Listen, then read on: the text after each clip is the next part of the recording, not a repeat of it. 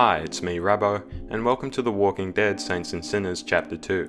I was pretty excited for this game as I played the original and properly enjoyed it, and this one was supposed to add a lot of content. For once, a newly released game delivered on its promise, because it's looking pretty good so far with a bunch of new items and mechanics. Anyway, I hope you enjoy me attempting to survive this scary, unforgiving place called New Orleans, and I hope that the zombie apocalypse didn't make it any worse. The game starts off by giving me a recap of the last game's story, and then they show me the familiar old fella named Henry talking to me by a fire. I'm pretty sure he died in the last game though, and sure enough it's soon pretty clear I'm tripping balls. This is the second newly released game I've played with a nightmare section, so I guess it's a popular trope now. Anyway, after more images on the screen, and also getting crushed by a building, I wake up in a hole. There's a guy looking down at me saying that a mission we were in the process of doing went wrong, and hands me a cleaver to defend myself with. Zombies start flooding in, but fortunately I'm a master at melee combat and dispatch them all.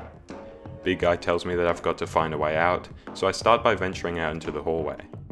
I grab some guns, ammo, medicine, and of course napkins before I find a cute little bar. I find my true weapon of choice, the glass bottle, which I break to brain a zombie who doesn't understand the simple concept of not confronting the Australian with a broken bottle in their hands. Eventually I make it to a room with a window, but then the door for the room across the way just explodes for some reason, revealing a number of zombies I wasn't about to count. There's a Winchester on a nearby windowsill, but the balcony underneath me breaks and I'm knocked unconscious. To my surprise, I'm woken up in a room with a priest. He asked me what happened, but I can't be bothered to tell him that this is a new game, and I don't know anything that happened before the past 5 minutes, so I just tell him one of the people in our squad froze up and got everyone else killed. I give the guy the blueprints he sent us out to find, check his bed with a UV light to make sure it's clean, and take the stuff I scavenged from a box outside, and then I leave to the in-game home. It's the same as the first chapter, and even though it's been a couple months since I played, I remember where to go and even which station I need to flick the radio to for some jazz music.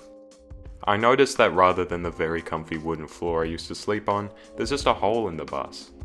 I walk through it and find literally all the new stuff right here.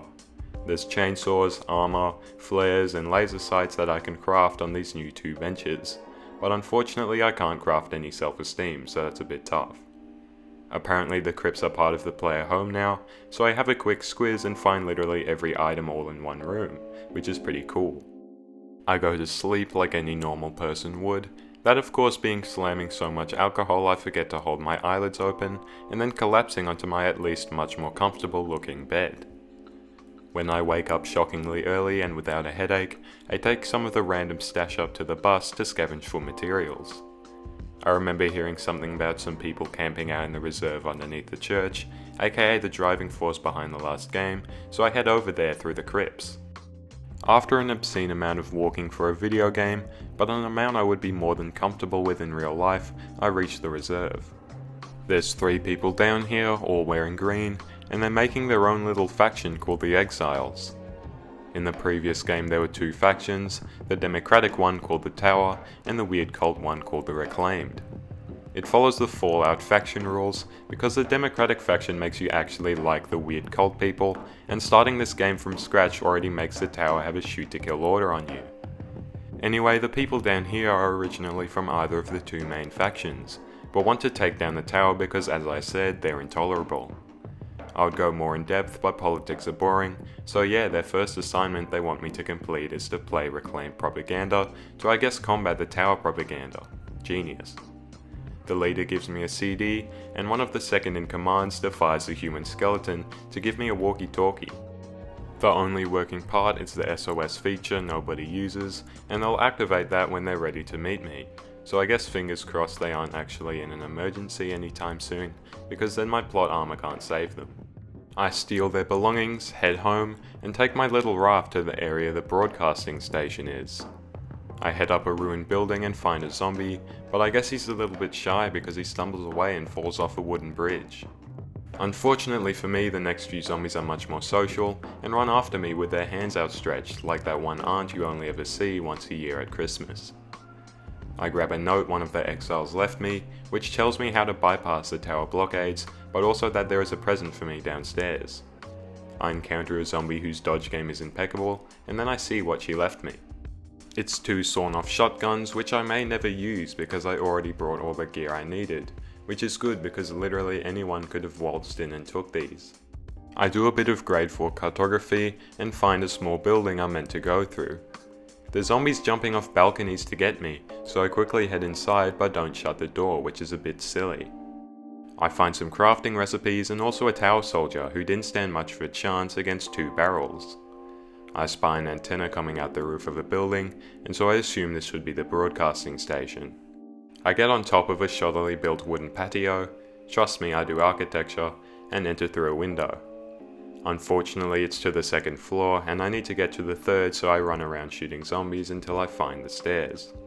I find the broadcasting booth, eject the tape that's currently playing and jam my mixtape in there.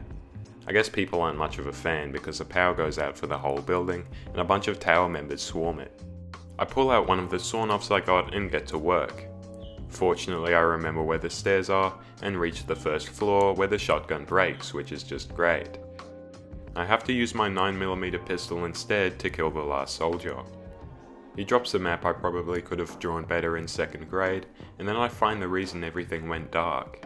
The tower wasn't here to broadcast propaganda, they wanted a gas-powered generator for some reason.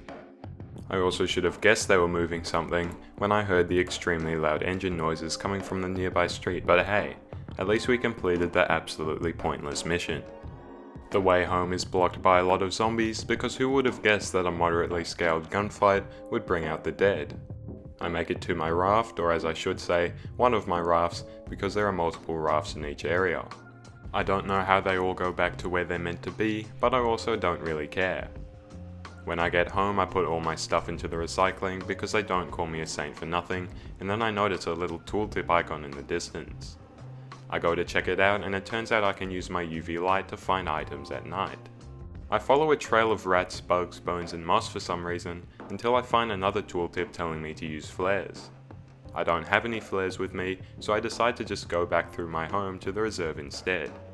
I find the squad and one of them is sat in their chair in a really uncomfortable way. They have one foot over the armrest and the other through the gap between the back of the chair and the seat. I didn't know David Blaine was touring New Orleans, but anyway the leader wants to know what happened at the broadcasting station. I tell her that the tower ripped the generator off the walls and took it with them, and she responds by saying that they must be up to something. I guess Sherlock Holmes is touring New Orleans too. I cook up some food and then decide that now is a great time to see how the flares work.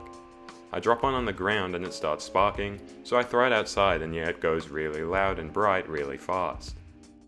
I try and get some sleep and succeed, because if you drink enough alcohol you will eventually pass out, even at a Weezer concert. Well, you could probably sleep at a Weezer concert without the alcohol, so I guess that wasn't a great example. Anyway, that's all for now. I don't know for sure if I will play more of this game, because it just kind of crashes my headset sometimes when I try to play it. Like one time my game lagged while I had a shotgun in my hands, and it disappeared. But I still hope you enjoyed, and I hope you know how to care for and nourish a zombie because I'm sending you one in the mail. See you soon.